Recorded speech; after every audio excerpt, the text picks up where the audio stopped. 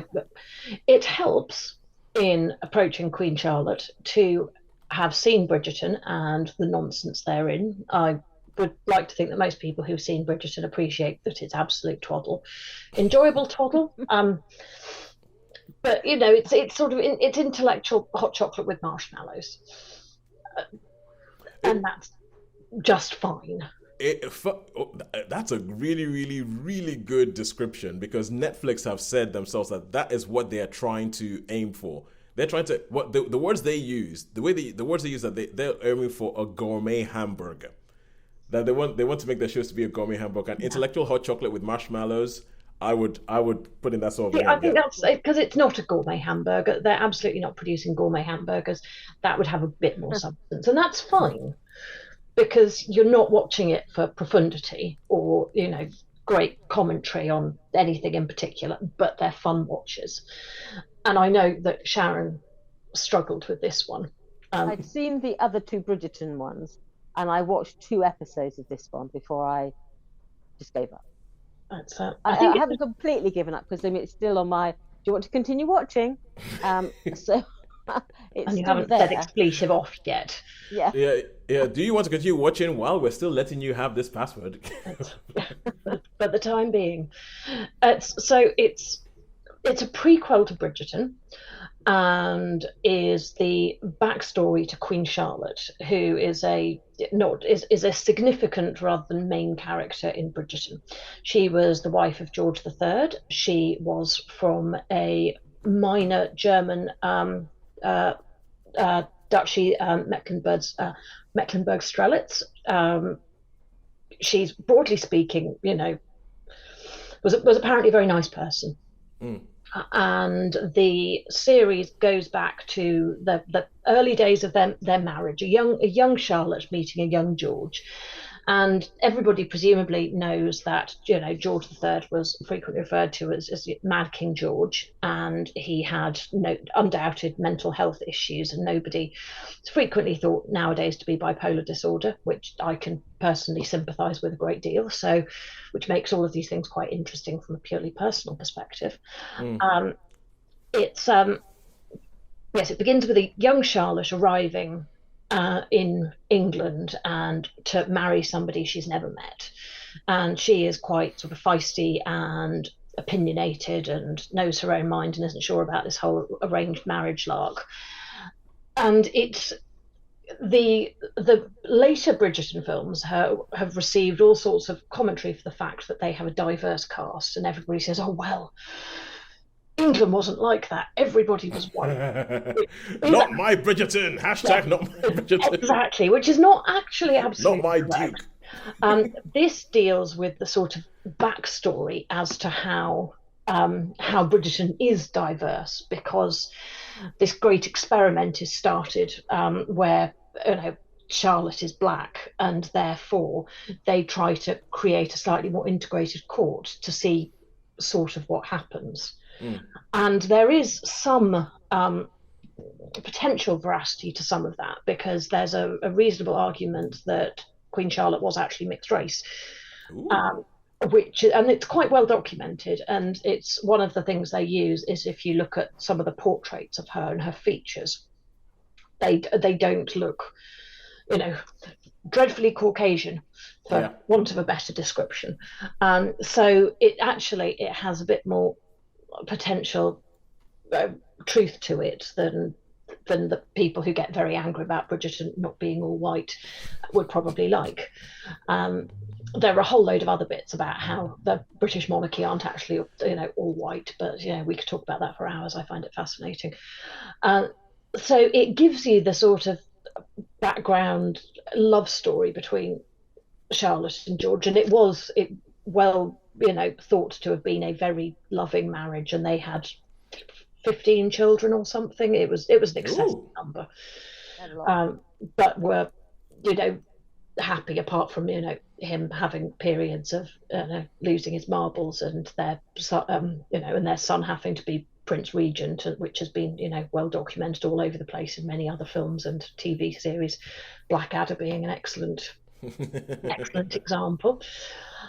So it's that it brings in some of the characters from Bridgerton and the sort of younger versions of them. You see how you understand how they evolved to be the characters They've got to have Lady Lady. Danbury is in there, and yes, some. They've got to have Lady Danbury, and she is indeed there, who is probably the best character in Bridgerton. Quite and she and Queen Charlotte are right up there together in Queen Charlotte. They are yeah. they are both forces to be reckoned, and she's a key character in it. So it's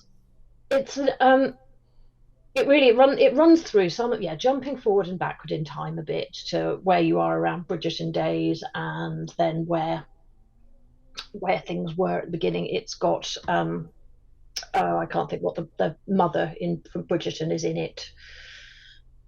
She has a name I can't remember. I didn't.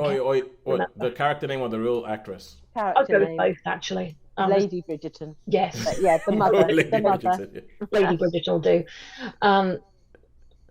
It's nonsense. It is not historically accurate. Well, it's not historically totally inaccurate, but it's a good bit of it is just rubbish, but it rubbish fluff. It is intellectual hot chocolate with marshmallows, but it's also thoroughly watchable. And I actually enjoyed watching it, but I struggled with the first couple of episodes as well. It was only that I didn't have anything better to do with my time and didn't feel at that moment in time that I wanted to watch The Newsroom for the 50th time. I'm watching that again at the moment, obviously. It's, I've only seen it once this year. Watchable, nonsensical, bit foolish, pretty much what you'd expect from something associated with Bridgerton. Will be particularly entertaining because it's going to wind a lot of people up who think that it's absolutely dreadful, that it's not all very, very white. And that'll keep me amused for quite some time. So it gets extra points from me just for the fact it's going to annoy racists. So how many stars would you give it? I'm going to give it a 3 as well, because it probably only really deserves a 2. But for annoying racists, I'm going to bump it up to 3. Well, would still recommend watching it. Just don't expect it to be good. I didn't like it. I watched it. I didn't like it. I must admit, I don't think it was for racist reasons, but I must admit, I was a bit uncomfortable with some of the aspects of it, with the whole elevating members of the peerage just to sort of make Charlotte less obvious. I thought there's a basic misunderstanding of how the peerage works, which I thought, this doesn't make any sense to me. This is not how people get elevated to peerage. And so I got a bit cross with that, because I'm thinking this is a basic lack of understanding about anything about British history. So I don't care about what actors they play or what colours they are, but I thought they don't understand our history at all. No. Because there's some basic things I'm thinking, but that's not how people are made, Piers. Yeah. That's what that bugged me a bit. And I'm thinking, I understand how they're trying to create a backstory for this world, because it's not our world, it's not the Regency. It's a fictionized world. So don't get cross about it, because it's not history. It's the version of it's their fairy tale version. It might as well be the MCU. Yeah, because it's just not real. But I thought in some ways though they're selling it as like, actually, there is I was uncomfortable with some of the aspects where they're selling it as like, well, actually, we do believe that she was mixed race. When what I've read about Queen Charlotte was that she may have had some North African ancestry, but it was sort of like 4 or 5 generations before this. Yeah, so not having one sort of North African ancestor 5, 6 generations ago is not going to make you look that ethnically diverse to everyone else around you, really. But anyway, so I just thought, I don't think it's for racist reasons, but I just thought I just find it a little bit tiresome sometimes. I think I know what you're talking about, and I think it comes down to the fact that this show is primarily made for Americans. Yeah. And when Americans make stuff about Britain, and they make stuff about there is sometimes a kind of thing of, okay, yeah, this is the starting point, but this is our play box and we're going to do whatever the hell we want with it. Yeah. And then they try and use and I obviously, because well, I guess technically speaking, I'm British, but I'm Nigerian. So technically speaking, I'm British. So I have this whole thing where it's a similar thing when they go and they do something in Africa, and I'm like, "What the hell? Get it right!" And they just seem to. But it seems like they go, "Oh no, no, no, no! This is what we're gonna. And it's gonna be a playbox, and we can do whatever the hell we want with it." And we'll use the stuff in Africa, and we use all that kind of stuff or in Britain to talk about problems that we have in America. And I think that's so they are trying to address other issues using this idea that they've heard of peerage, and they go, "Oh, what if it was like this?" But the problem is that it's probably that it was not, but also going to Sharon's point that there's going to be a lot of Americans who think that is actually what happened, and there's going to be a lot of people who don't get it. It's kind of if we're talking about King George, there is the fact that the film of The Madness of King George III. Yeah. That started Nigel Hawthorne back in the day, and when they took it to America, they had to change the title to Madness of King George because they thought that most people in America would think it was a sequel and wouldn't go and watch it because they hadn't seen the first two. Yeah. It's things like that. It's things like that where I think America might have moved along a bit, but still there is this kind of thing where they see something on TV and they just sort of think, "Oh yeah, it happens in a lot of places." But I think especially when it's historical, they're going to think that that's what it was. They're going to think that that's what happened. Yeah, and I think for that reason why I don't hate it, but I was part of me thinking this is a basic lack of understanding of how the court works, how society, how Britain works. I thought you just don't get it. If it had made it so that because when I watched Bridgerton, I always made my own backstory up as to how they had this racially diverse populace. And I was thinking, well, it is conceivable that someone would have been made a peer during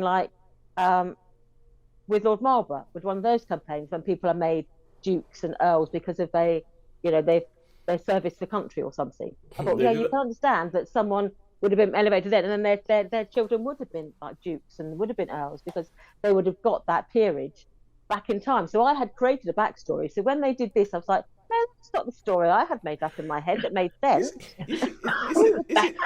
That's the thing. The thing is, with me, with whenever you have like a costume drama that is cast with a more diverse racial cast, I don't even think you need to go into it.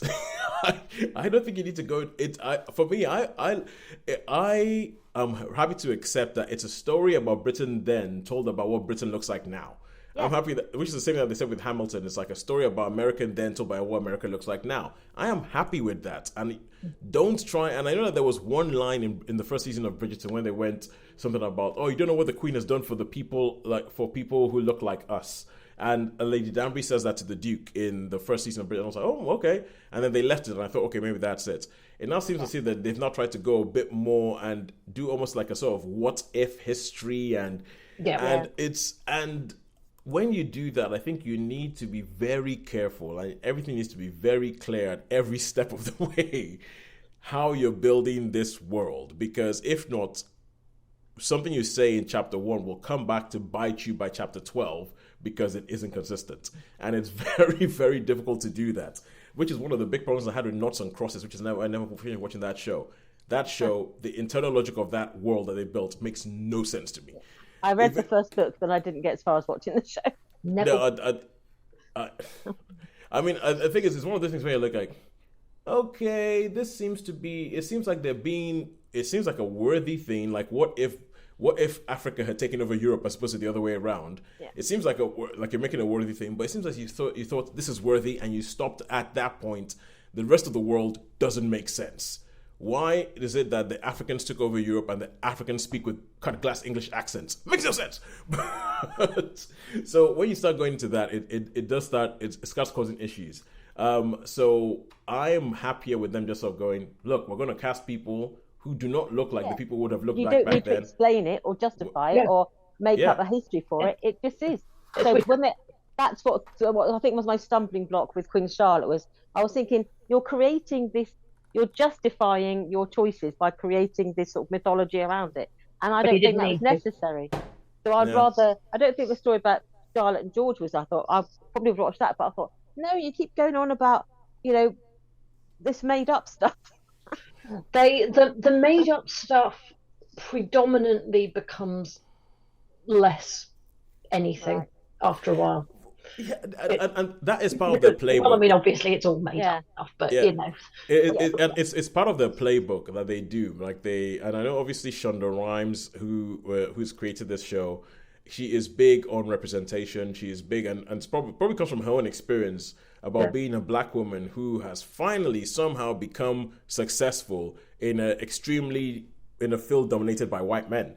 And so a lot of that probably informs everything that she does.